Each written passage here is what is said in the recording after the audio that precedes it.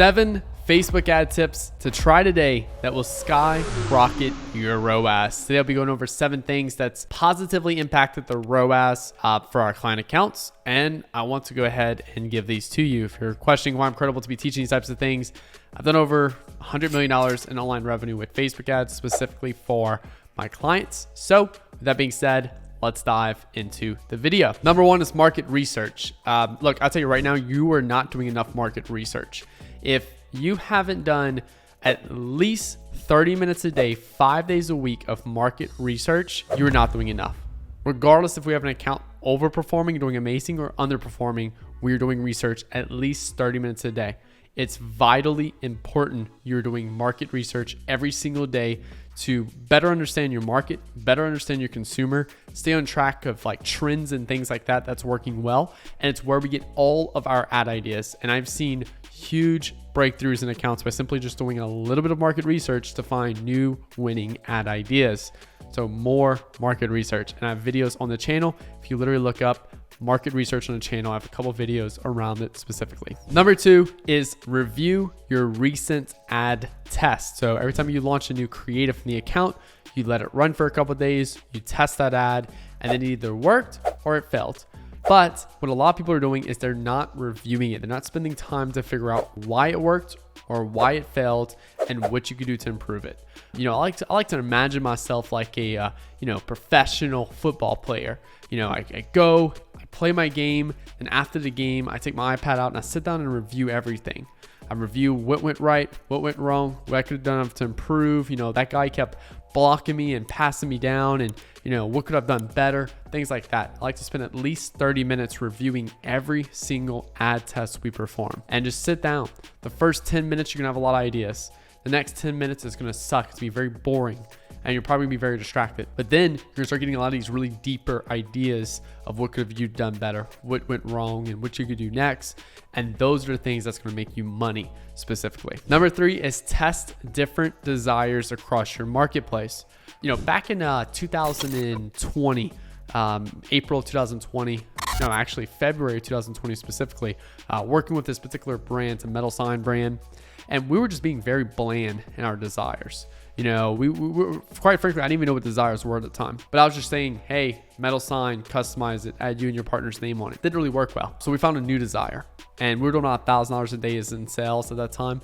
Found a new desire, and that was the desire to give a loved one a gift. So I literally put, give your loved one a gift they'll remember, I think it was. And it took off, and we scaled up to 5K a day in sales by finding a better desire. And we created fresh creatives and fresh copy and fresh headlines around that specific desire. So that's desire. We had a recent account that we scaled from 5K a day to $30,000 a day.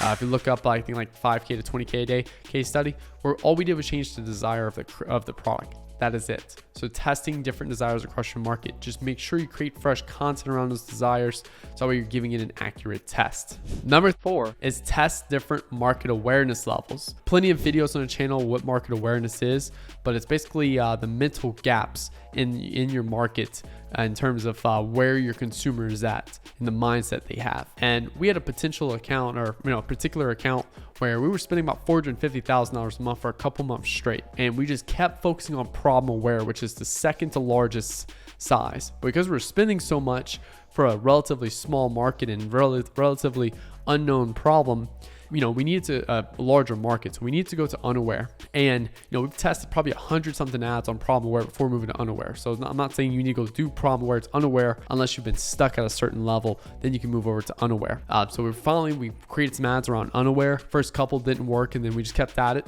And then we got some working well.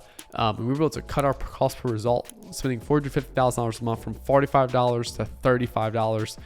Essentially reaching out to a whole new market with our product right there. And again, that's 5 stages of market awareness. If you just look at my channel, market awareness, I have a couple videos on market awareness specifically, and everything you need to know about it specifically. Number 5 is test different sophistication levels. Sophistication levels deal with how many products people have used before your product, or how many solutions people have used before your solution specifically. And due to this, sometimes we have to introduce new mechanisms to give people hope again. So give you guys an example real quick. I run a Facebook ads agency. I make my clients a lot of money. I have some new clients that come on board and they want to work with us. They watch these videos like you're watching it now, and they reach out to me and they want to work with me specifically. And a lot of them love to work with me because I talk about marketing fundamentals and I show them how we get results with marketing fundamentals.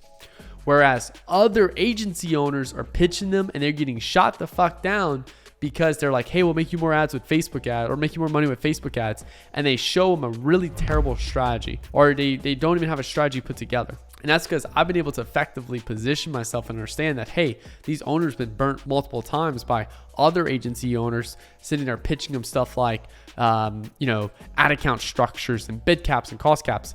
Whereas our mechanism is creative fundamentals and building better creatives that convert, which allows them to perform better. So we introduce a new mechanism, and that deals with market sophistication right there. It's a stage 3 market sophistication specifically. So that's worked really well for us. And same thing with your ads. Sometimes you need just treat it like a stage 1 and just state the claim. Sometimes you may have to exaggerate the claim. Sometimes you may have to introduce a new mechanism. Sometimes you may have to exaggerate the mechanism. There's even a 5th one where it's like an unaware market specifically right there. Again, plenty of videos on my channel about market sophistication, so you can learn a little bit more specifically about that. Number 6 is Consolate Ad Account.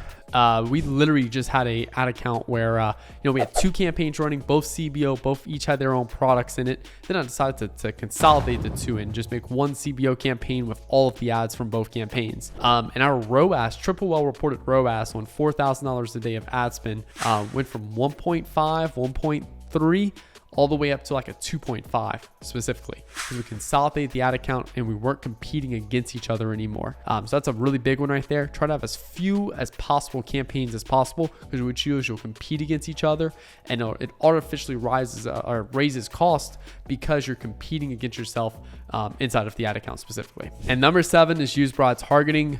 Don't worry about retargeting. Don't worry about looks like interest or stuff like that.